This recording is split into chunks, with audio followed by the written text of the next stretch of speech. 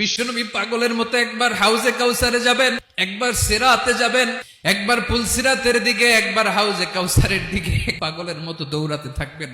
তার কোন গুনাহগার উম্মত যাতে জাহান্নামে ঢুকে না যায়। কিয়ামতের ময়দানে ওই বিভীষিকাময় সময়ে মুসিবতের কালে মানুষগুলো পাগল হয়ে বিশ্বনবীকে খুঁজতে আরম্ভ করবে।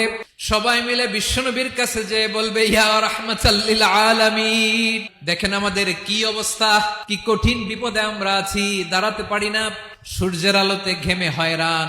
বিশ্বনবী মাকামে মাহমুদে যে আল্লাহু আকবার বলে সিজদায় লুটিয়ে পড়বেন, বিশ্বনবী এমন ভাবে অজর দ্বারায় সিজদায় লুটিয়ে পড়ে কাঁদবেন, রব্বুল আলামিনের রহমতের দরিয়ায় জোশ লেগে যাবে।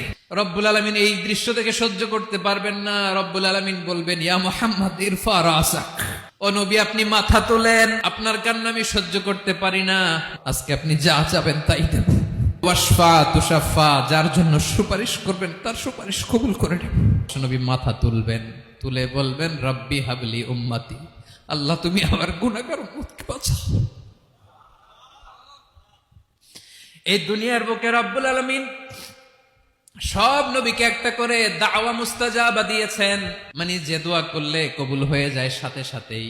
দাও বিহা, দুনিয়ার সব নবীরা ওই দোয়াটা দুনিয়ায় করে ফেলেছে। বিশ্বনবী বলেন, আমি করি নাই, আমার ওই স্পেশাল দোয়াটা কিয়ামতের দিন আমার গুনাহগার উম্মতকে সুপারিশের জন্য রেখে দিয়েছি। আমার যে উম্মতের হৃদয়ে যাররা পরিমাণ ঈমান আছে, আমার একটা উম্মতকেও তুই জাহান্নামে ঢুকাতে পারবা না।